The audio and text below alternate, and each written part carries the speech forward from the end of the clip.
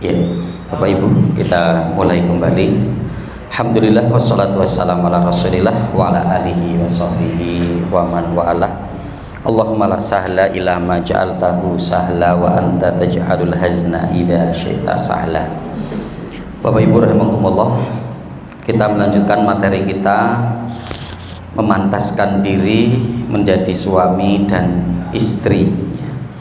Kita sampai di poin yang kedua, kiat atau upaya yang bisa kita upayakan untuk memantaskan diri menjadi suami dan istri adalah menghargai dan memuliakan pasangan.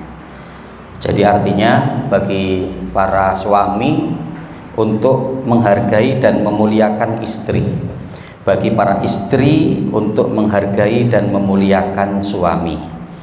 Dan kita tadi ya sampai di poin terkait dengan pengabdian istri kepada suami seperti budak, ya. Artinya seyogianya seorang istri mengabdi kepada suaminya secara totalitas selagi bukan dalam bermaksiat kepada Allah, tentunya kan seperti itu. Yang kita angkat tadi kisah tentang pernikahan daripada putri seorang kibaru tabi'in, Sa'id bin Musayyib rahimallahu ta'ala, ya. Jadi akhirnya ketika murid beliau itu beberapa waktu tidak masuk dalam majelisnya dan ternyata karena ada musibah istri meninggal, ya, setelah itu singgahnya dalam kondisi duda dan dinikahkan dengan putri Sa'id bin Musayyib. Nah, waktu itu di mana murid daripada Sa'id bin Musayyib ini ingin mengetahui sejauh mana kedalaman dan pemahaman putri daripada Sa'id bin Musayyib itu. Artinya kan sebelumnya belum mengenal, tidak mengetahui gitu. Ini sejauh mana keilmuannya? Apakah keilmuannya seperti bapaknya? Artinya kan seperti itu ya. Nah, maka murid daripada Sa'id bin Musayyib ketika sudah sah menjadi suami dari, ya, wanita, yaitu putri daripada Sa'id bin Musayyib, maka dia menanyakan kepada putri Sa'id bin Musayyib, "Wahai istriku, sepemahaman apakah kamu terkait dengan apa yang untuk dilakukan oleh seorang istri kepada suaminya?"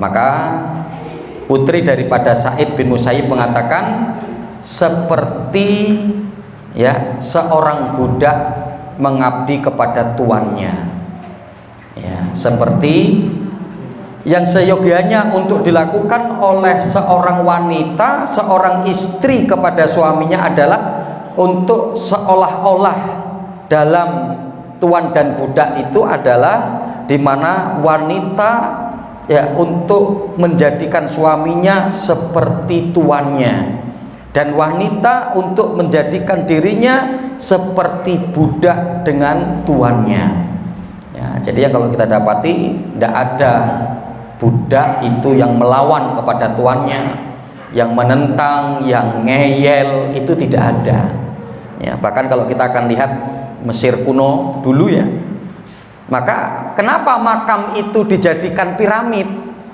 Karena yang ada di makam itu bukan hanya orang yang meninggal, ya, tapi ada 6 orang, 5-nya itu budak yang ditunjuk oleh tuannya untuk menemani di dalam kubur, yang sama-sama dikubur, ya. Yang ketika siapa yang sudah ditunjuk oleh tuan nggak boleh menentang. Coba itu ya, kalau sampai seperti itu gitu loh, apa ketaatan budaknya. Jadi ketika tuannya ini sakit parah yang mungkin sudah mendekati waktu untuk meninggalnya, maka dia akan mengatakan, kamu besok ikut aku, gitu. Udah nggak ada untuk menentang. Coba itu kan, dimakamkan kondisi hidup. Jadi nanti ditaruh kursi 5, berarti kan gitu ya, 5 duduk, yang kemudian saling untuk apa, untuk memangku, dan yang dipangku itu ya jenazahnya, sampai mereka juga meninggal di dalam. Coba itu kan, artinya penggambaran untuk seorang budak kepada tuannya itu sampai seperti itu gitu loh, ya. Nah, ini artinya bagaimana pemaksimalan untuk menghargai, menyayangi, ya. Yang tadi kita sudah menyebutkan bagaimana yang untuk dilakukan oleh para suami. Nah, ini sekarang untuk yang dilakukan oleh para wanita atau para istri. Bahkan kita mendapati hadis dalam riwayat Imam Tirmidzi kan, yang Rasul Shallallahu Alaihi Wasallam mengatakan apa? Laukanat lahu korhatun falahasanatha ma'adat haqqoha. Jadi wahai para istri, kalaulah suamimu itu memiliki luka yang mengoreng kemudian bernanah, ya, kamu kemudian diperintahkan olehnya untuk menjilatinya, itu belum kamu melaksanakan hak dia, ya kan? Yang padahal apa? Ya, kondisi hari ini pun ya nggak ada toh yang begitu. Dek, ini korengan ada nanahnya, jilati, kan nggak ada sebetulnya. Yang bisa jadi apa? Bukan pada hal-hal sampai seperti itu gitu. Ya itu saja kadang apa? Sangat beratnya sebagai seorang wanita untuk menundukkan dirinya kepada suaminya. Makanya berbagai macam banyak dalil Al-Quran maupun hadis yang ternyata bisa jadi begitu ya. Karena saya sendiri bukan seorang wanita, karena memang berat mungkin, gitu loh. Untuk taat kepada suami itu mungkin memang berat, gitu. Nah, masyarakat muslimin rahimani wa rahimakumullah, juga kita akan mengambil pelajaran dari Abdullah bin Mubarak. Kaitan dengan apa? Bagaimana konsep kita untuk menghargai orang lain, ya. Yang orang lain saja akan kita hargai gitu loh, apalagi pasangan kita, apalagi itu istri kita yang melahirkan anak-anak kita, yang membuatkan makan untuk kita, menyiapkan pakaian kita, yang kalau kita masuk angin yang akan mengeri kita, karena kita nggak bisa ngerikin belakangan gitu ya. Ya, makanya kadang kita harus harus lihat realita lah gitu ya. Contoh, bapak kita mungkin, ibu kita sudah nggak ada, sudah meninggal, bapak kita sendiri kok kemudian ngomong sama kita, nak, bapak kok kayaknya pengen nikah gitu ya. Ya, biar ada yang nemenin lah gitu kan. Ya, kaitan mungkin biasanya kan ya, kalau bapak masuk angin eneng sing ngeroi kan gitu kan. Ya, anak nggak bisa ngeroi sendiri di belakang ini loh, gitu kan. Maka bagi anak, bapak berarti nggak setia sama ibu. Jangan. Lah ibunya juga sudah meninggal kan. Ya, bapak memang kayak gitu, Pak, benar-benar yang tak golekke kan gitu, enak kan. Bapaknya senang mungkin goleknya kapan nggak ngerti gitu kan. Ketika ketemu kurung ketemu tak golekke gitu kan. Ya, seperti bapak sehat-sehat aja kan gitu kan. Ya, jangan masuk angin terus ya, karena yang untuk ngeroi belum dapat, maksudnya kan gitu ya. Ya. Nah, masalah muslimin rahimakumullah, pelajarannya adalah Abdullah bin Mubarak itu rahimallahu taala, seorang kibaru tabi'in juga yang masya Allah ya beliau. Itu diantara kunci yang didapati di kalangan para sahabatnya menjadikan akan kehebatan Abdullah bin Mubarak. Abdullah bin Mubarak itu seorang ulama, kaya raya, dermawan, mujahid, itu masya Allah. Abdullah bin Mubarak. Dan ternyata apa? Ya, rahasia diantara kesuksesan Abdullah bin Mubarak itu karena apa? Beliau sangat menghargai siapapun orang yang ada di depan beliau. Pernah terjadi ketika beliau untuk menjenguk seorang syekh menimba ilmu, gitu kan, sudah datang ke sana, lagi antri, ya, banyak para pengunjung begitu kan, beliau tungguin, disampaikan kepada penjaganya di situ gitu. Sudah lama nunggu, maka kemudian apa? Kok nggak ada samperan-samperan lagi, nggak ada yang menegur lagi gitu ya. Akhirnya karena sudah kelamaan, beliau akhirnya undur diri. Ya, bilang kepada penjaganya kalau beliau pulang. Nah, ketika itu kemudian pulang, maka apa? Penjaga syekh tadi ini yang untuk menjaga tamu, untuk melaporkan tamu-tamu yang datang, kemudian menyampaikan, syekh, tadi ada seorang si fulan sudah menunggu dari tadi, karena Anda tidak datang juga, maka sekarang sudah pulang. Lah siapa dia? Abdullah bin Mubarak. Wah, itu ulama besar. Itu ulama besar. Nah, maka panggil. Wow, dia udah jalan jauh. Maka apa akhirnya syekh tadi minta diantarkan untuk menyamperi Abdullah bin Mubarak. Di antara nasihatnya Abdullah bin Mubarak mengatakan apa? Wahai syekh, wahai tuan, ya, bangunlah prinsip. Setiap siapapun yang ada di hadapan Anda, yang akan Anda temui, yang akan menemui Anda, jadikanlah orang tersebut adalah lebih baik daripada diri Anda. gitu ya. Maka ini diantaranya rahasia yang ditemukan di kalangan para sahabat Abdullah bin Mubarak. Kesuksesannya Abdullah bin Mubarak itu karena apa? Ya, konsep yang beliau bangun, setiap bertemu dengan seseorang dia akan bangun dalam prinsip hati dan pikirannya orang yang ada di depannya lebih baik. Ya. Yang karena apa? Ya sangat wajar kalau untuk terjadi begitu. Kenapa? Walikulli syai'in maziyah. Karena dari segala sesuatu itu adanya keistimewaan. Ya, artinya apa? Contoh mungkin seperti saya bisa untuk ngomong seperti ini gitu kan, tapi saya jahit nggak bisa, ya kan gitu kan? Ya, apakah kemudian akan selalu bawa pakaian saya rapi? Kan enggak. Kadang ada yang robek, kadang apa? Saya membutuhkan yang bisa untuk menjahit. Ya, bahwa kita mungkin bisa untuk mengendarai motor, mengendarai mobil, tapi apa? Ketika ada kerusakan kita nggak ngerti. Ternyata adanya orang-orang yang memiliki spesialisasi terkait dengan hal tersebut. Walikulli syai'in maziyah. Ini. Nah, Masyaallah muslimin rahimakumullah. Jadi ini yang kedua, ya, menghargai dan memuliakan pasangan. Kiat atau tips bagaimana kita untuk memantaskan diri ya menjadi suami dan istri. Adapun kemudian yang ketiga, dewasa dan banyak mengalah. Dewasa dan banyak mengalah. Ya. Masyaallah muslimin rahimakumullah, dalil yang kita angkat adalah hadis dalam riwayat Imam Bukhari dan Muslim ketika Ibunda Aisyah kedatangan tamu, 2 putri dan 1 ibunya. Yang mereka ternyata apa? Belum makan, dalam kondisi lapar. Ternyata Ibunda Aisyah tidak memiliki apa-apa kecuali hanya 3 kurma. Maka 3 kurma itu diberikanlah ya oleh Ibunda Aisyah kepada ibu tersebut dan 2 anaknya. Ya, maka kemudian apa? Sama ibunya dibagi, anak putrinya 1, anak putrinya 1, kan 3 ya, yang 1 untuk dirinya, kan gitu ya. Nah, anak kan ya dia main sana main sini sambil makan gitu kan. Nah, ibunya kan ngobrol, kan biasa kayak gitu kan istilahnya gitu ya, ngobrol. Nah, karena ngobrol nggak sempet makan. Nah, anaknya deket lagi gitu kan, ada 1 itu kan, deket lagi gitu kan.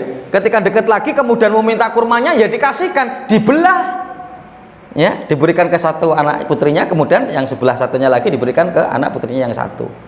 Ini kedewasaan gitu loh ya. Nggak kemudian punya makanan apa, simpen, wah gitu kan, simpen ya, enak ini, padahal anaknya juga senang.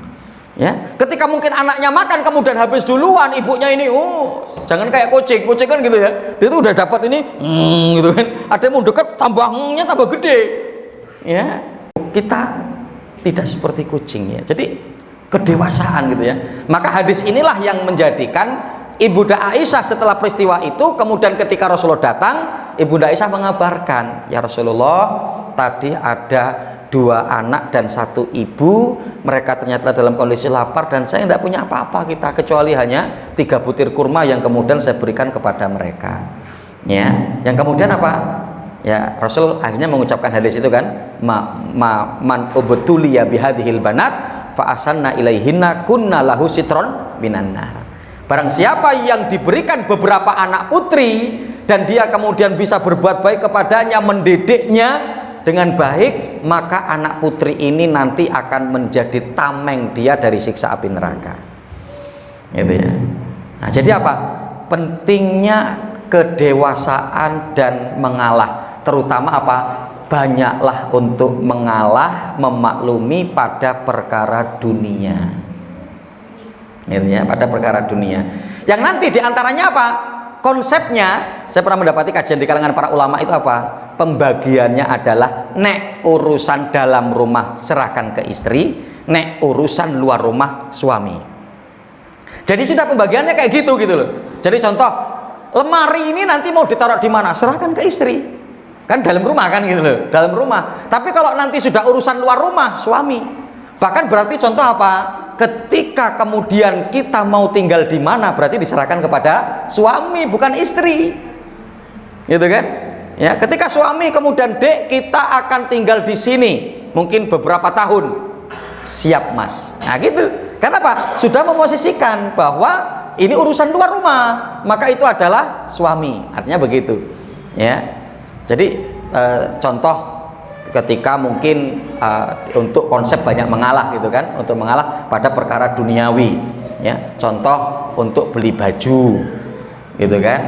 Dek, yuk kita beli baju. Alhamdulillah ada uang ini, ya. Anggaran berapa mas? 300 beli gamis. Contoh mungkin begitu. Ya udah, datang ke tempat toko pakaian, beli baju, milih-milih kan gitu ya. Ternyata istrinya mungkin seneng warna hitam, gitu kan? Atau seneng warna biru dongker, contoh mungkin gitu. Yang kita sendiri mungkin senengnya warna oranye atau warna ungu, contoh mungkin begitu. Ya sudah, saling mengalah saja, ya. Jadi apa? Ketika istri mengalah, ya wes mas, wong ini mau dipakai karena mamas yang akan ngelihat, maka saya tak beli warna ungu sesuai kesenangan mamas, kan selesai gitu ya. Atau juga kemudian apa, suami mengatakan, ya sudah dek, kalau memang itu keinginanmu, kamu pingin apa dengan warna biru dongker, ya sudah nggak apa-apa, beli yang beli dongker aja, meskipun saya sebenarnya seneng oranye, saya seneng ini, contoh mungkin begitu. Ya udah, saling mengalah aja pada perkara duniawi. Yang nggak boleh adalah, mas yang ini mas ya, nambah 100.000. Oh ini nggak boleh, ini namanya nuntut. Nggak boleh wanita untuk menuntut suami.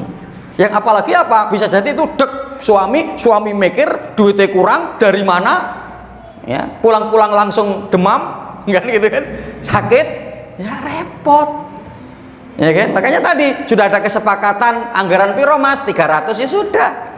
Mau dengan model yang kayak mana, tapi anggarannya segitu, warna yang kayak mana, anggarannya segitu, ya sudah, mengalah untuk perkara dunia.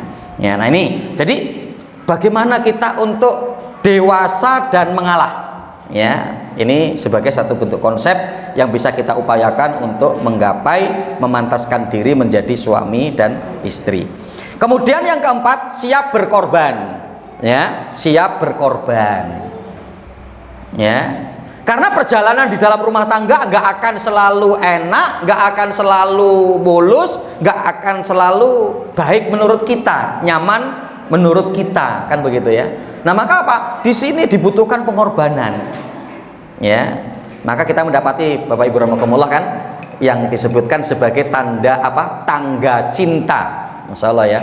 Jadi tangga cinta itu ada dalam surat Ar-Rum ayat 21. Wa min ayatihi an khalaqalakum min anfusikum azwaja litaskunu ilaiha wa ja'ala bainakum mawaddata wa rahmah inna fidzalika laayatil liqaumin yatafakkarun. Ternyata apa? Ini di sini adanya tangga cinta. Itu. Yang dimana apa? Pertama adalah untuk mengagungkan Allah. Ya, pertama untuk mengagungkan Allah. Dengan ketika mengagungkan Allah, kan wa min ayatihi an khalaqalakum min anfusikum azwaja, tanda kekuasaan Allah. Berarti apa? Untuk mengagungkan Allah, mengagungkan ayat Allah, ya. Mengagungkan Al-Qur'an, mengagungkan Nabi, mengagungkan konsep Nabi, ya. Artinya adalah seperti itu, ya. Maka apa? Setelah kita mengagungkan Allah dengan keimanan yang baik tentunya, maka yang kedua berikutnya adalah apa? Untuk memiliki visi dan misi yang sama. Ya, anfusikum, yaitu apa? Anfus, sejiwa. Gitu loh. Untuk mengarahkan kepada sejiwa itu apa? Untuk memahami Al-Qur'an dan As-Sunnah. Ngerti? Oh, visi misi yang kita gunakan adalah Al-Qur'an dan Sunnah. Visi misi kita adalah ukhrawi, akhirat. Nah, contoh begitu. Nah, kalau sudah memiliki keilmuan yang sama dengan sekufu, gitu kan, maka apa? Jodohkan mereka, nikahkan, ya, itu apa? Azwaja, nikahkan, gitu kan. Kadang kan konteks hari ini kan nggak gitu ya, biar cinta dulu baru nikahkan, kan buktinya juga nggak menjadi solusi, kan gitu kan. Tapi apa? Pahamkan terhadap Al-Quran, pahamkan Sunnah, ngertikan mereka terkait dengan ilmu, adab-adab, ya, adab suami istri, ya, ilmu terkait dengan keluarga, rumah tangga. Maka apa? Baru mereka nanti untuk dinikahkan. Litaskunu ilaiha, li, Imam At-Tabari mengatakan apa? Menjadi suatu kepastian, pasti kalau tangganya benar dia akan sakinah, gitu kan? Dia akan sakinah. Nah kemudian apa? Waja'ala bainakum mawaddata warahmah. Allah Subhanahu Wa Taala akan menjadikan untuk kalian apa? Saling mencintai, ya. Maka apa masalah muslimin rahimakumullah, bentuk aplikasi cinta kita kepada pasangan, Allah mengatakan apa? Waja'ala, artinya apa? Ada ikhtiar dan usaha kita. Ya. Makanya ketika Ustadz Bagus Hernowo, pesantren entrepreneur Radio Dakta dulu ya di Jakarta itu, ketika beliau pernah menceritakan ada seorang yang datang kepada seorang ustadz lah gitu ya, seorang yang sering untuk dicarikan minta solusi lah begitu ya. Jadi ketika ada suami istri yang datang gitu kan, kemudian menanyakan, Ustaz, saya sudah tidak cinta dengan istri saya. Istrinya juga ngomong gitu, Pak Ustadz, saya sudah nggak cinta sama suami saya. Ya, kata Ustadz ini apa? Cintailah istrimu, wahai laki-laki, ya, cintailah suamimu, wahai perempuan. Lah wong piye udah nggak cinta, ya. Kemudian Ustadz mengatakan, ketahuilah cinta itu adalah kata kerja. Lakukanlah kalian perbuatan ikhtiar yang akan melahirkan rasa cinta. Jadi nggak kemudian cinta itu nunggu, nggak cinta itu kemudian bim salabim agar kemudian ada dalam hati. Inilah konsep cinta yang pertama, waja'ala bainakum mawaddah. Mawaddah itu diikhtiarkan, tangganya itu. Pertama, untuk cinta itu adalah diikhtiarkan. Ketika kita kemudian merasa mencintai pasangan kita, ikhtiarkan bagaimana untuk biar timbul rasa cinta. Ada satu kisah lagi itu kan, ya, ketika seorang laki-laki itu, dia yang tadinya terpuruk di usahanya, di bisnisnya, yang kemudian didampingi oleh istri sampai sukses, kemudian punya kantor, punya sekretaris, ternyata sekretarisnya ya ikhwit, nah, gitu ya. Ya, belum akhwat banget lah mungkin, ikhwit gitu kan. Ya, ternyata ya biasa, ya, istrinya sudah 35, ikhwitnya masih 18 gitu kan, atau 20 tahun gitu kan. Ya, akhirnya ikhwat ini ngerti, ini bosku ini kayaknya ada sesuatu ini dengan saya kan gitu kan. Ya, akhirnya terus berlanjut, ya, ternyata memang betul sampai dia mengungkapkan ingin menikahi daripada sekretarisnya itu, tapi sekretarisnya mengatakan, saya mau dinikahi oleh sampean tapi ceraikan dulu istri sampean. Waduh, piye ini kan gitu kan. Ya, akhirnya kemudian apa? Itu pun dia sampaikan kepada istrinya, wahai istriku, saya begini-begini di kantor.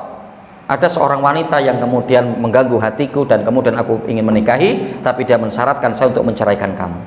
Kata istrinya, no problem, lakukan aja itu mas, tidak apa-apa, tapi ada satu syarat. Wah gitu ya, satu syarat ya, syaratnya bukan langkai mayatku gitu ya. Wah, itu syarat final gitu ya. Tapi apa, waktu itu kemudian wanita itu mengatakan, mas ingat ya, ketika kita di malam-malam pertama dulu itu kan, Mamas ingat membopong saya, menggendong saya dari tempat ini dibawa ke tempat tidur.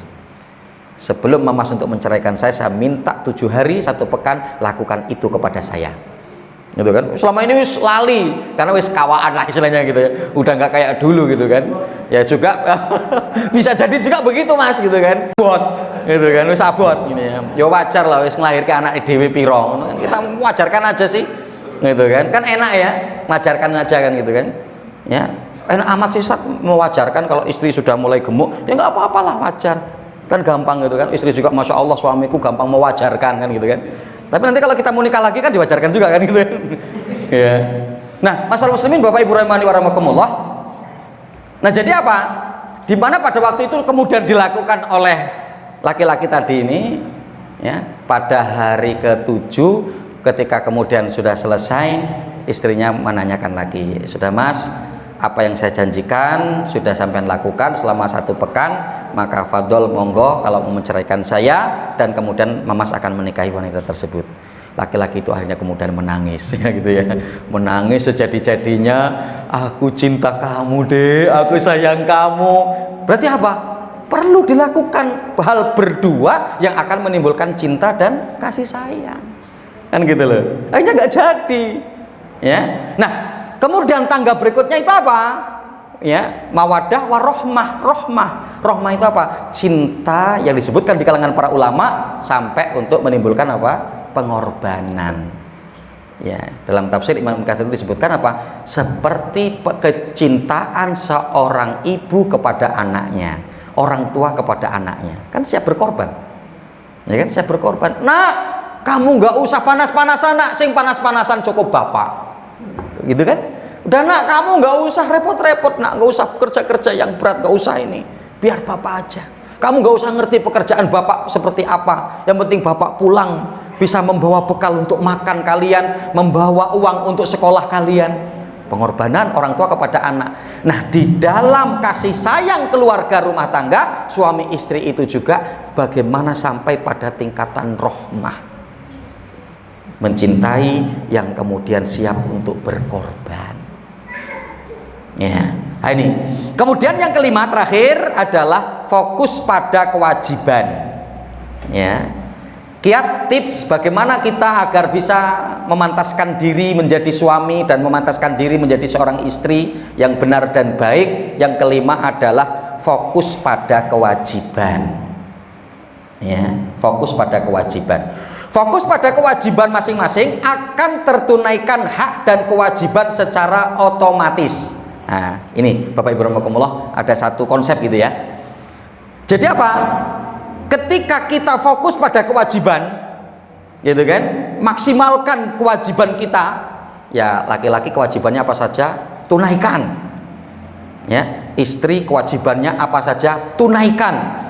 Ketika kemudian masing-masing ini memaksimalkan kewajiban, maka apa? Rangkaian dalam berdua mereka atau rumah tangga akan berjalan menjalankan hak dan kewajiban. Itu. Kenapa? Di sini kita melihat firman Allah ya. Jadi kita jangan sampai seperti ini ya. Yang di sini disebutkan dalam surat Al-Mutaffifin ayat yang ke-1 sampai ayat yang ke-3. Karena apa? Ketika adanya kewajiban yang tidak ditunaikan, gitu kan? Ketika ada kewajiban yang tidak ditunaikan, maka akan ada hak yang dirugikan. Konsepnya nanti begitu.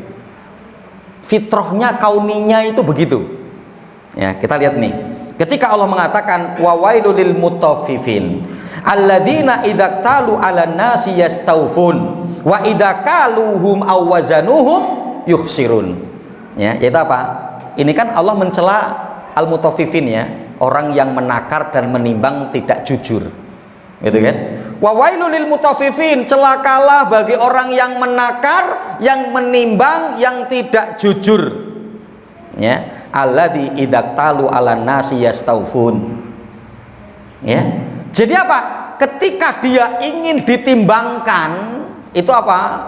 Pengennya full, pengennya anget gitu kan. Kadang sampai yang jual itu, Mas, ini bukan hanya sekedar anget tapi panas gitu kan. Saking cerewetnya kita, tambah sih satu lagi, itu baru pas banget, tambah lik satu ya, ternyata menjegeleknya agak waduh gitu kan sebetulnya. Sampai yang jualan bilang, Mas, ini bukan hanya sekedar anget tapi panas, sepanas sih, sepanas hati saya. Waduh, repot gitu kan ya. Wa idza kaluhum awazanuhum yusirun.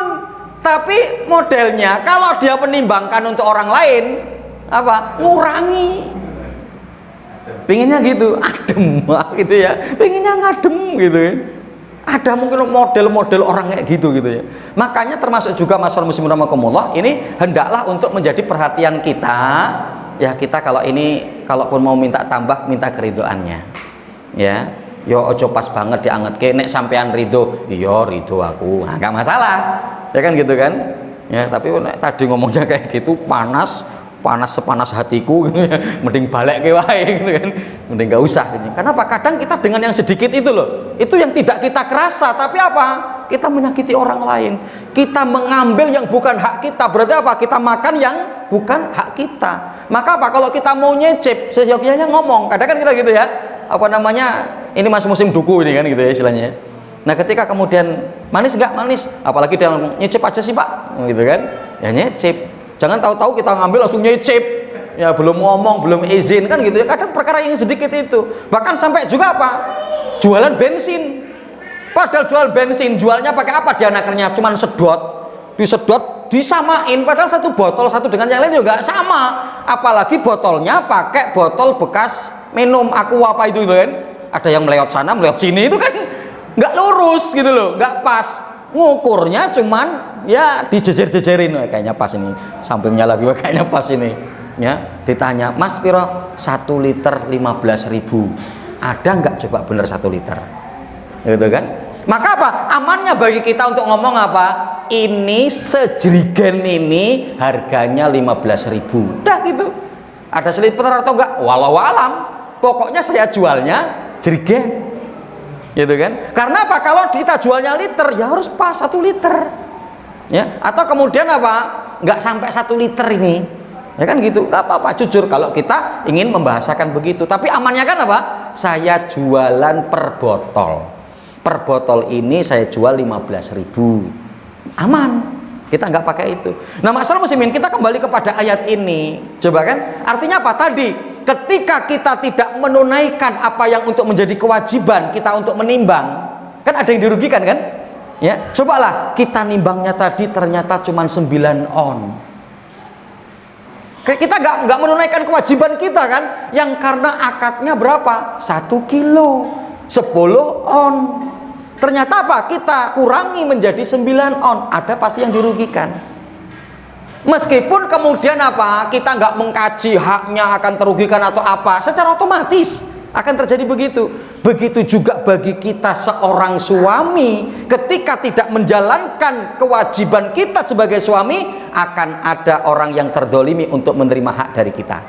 Begitu juga apa, ketika ada seorang istri yang tidak menunaikan kewajibannya secara maksimal, maka akan ada hak orang yang kemudian terdolimi dengan hal itu, dengan diri perempuan tersebut. Maka berarti apa? Maksimalkan untuk menunaikan kewajiban.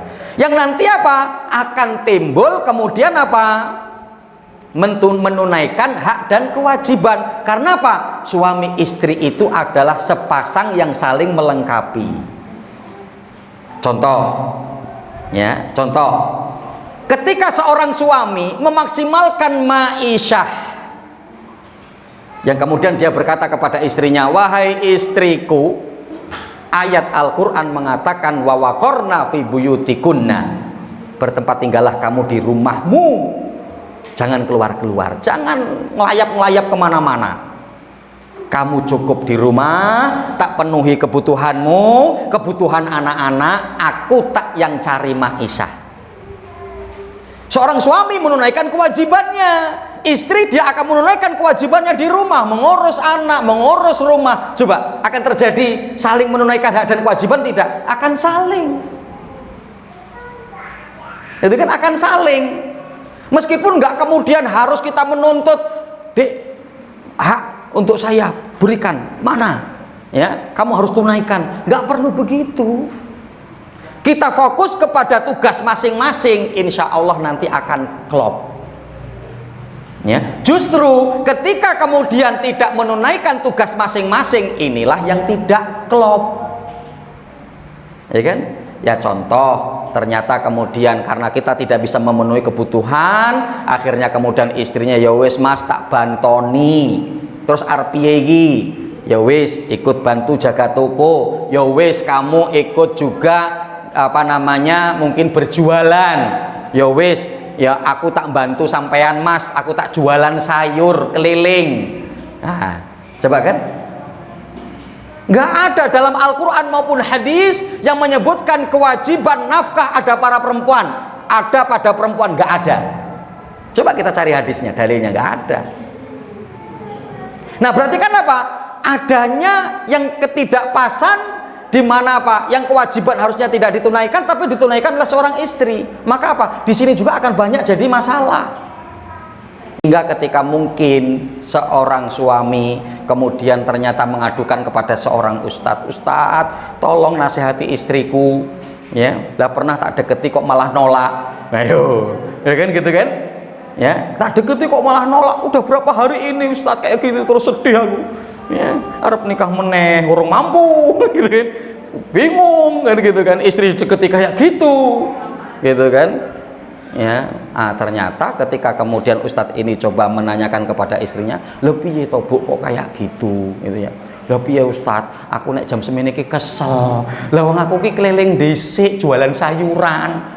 Loh, artinya apa? Ketika terjadi seperti ini, seorang suami nggak bisa bilang kamu wanita nggak solihah, dilaknat malaikat, gitu kan? Lah nek istrinya pinter, dia akan ngomong apa? Dek, dilaknat malaikat mas, hadisnya dari malam sampai subuh, sampean nggak bertanggung jawab nafkah, dilaknat sampai hari kiamat. Coba lebih suwe sopo, ya kan? Bingung kita, kenapa? Karena kita tidak menjalankan kewajiban kita. Lah coba kalau istri kita pinter kemudian ngomong gitu, jangan sembarang mas ngomong kalau kemudian istri kemudian nggak solihah, dilaknat malaikat. Hadisnya memang jelas, bisa aku ngerti, aku juga ikut ngaji kok. Ya, ustadku juga yang nyampai kayak ngono, la'anat hal malaikah hatta tusbiha. Bisa, bapaknya suaminya nggak bisa bacain hadis Arabnya, ya kan gitu kan? Tapi kamu dilaknat, kamu nggak solihah, kamu durhaka, kamu gitu kan? Tapi mas, aku capek, keliling sampai sedinoan. Ketika aku nolak, ya wajar loh mas, gitu kan? Nah dengan sampean tidak siap untuk memenuhi kebutuhan saya dan anak-anak, dilaknat sampai hari kiamat mas, suwe sopo. Aku dilaknat gur sampai malam sampai subuh, sampean sampai hari kiamat. Coba kan? Ya. Nah maka masyaallah muslimin rahimani wa rahimakumullah. Jadi bagaimana kita untuk memantaskan diri menjadi seorang suami, seorang wanita memantaskan diri menjadi seorang istri, yaitu apa? Fokus pada kewajiban. Ya, fokus pada kewajiban. Ketika konsepnya untuk membantu istri itu enggak ada masalah.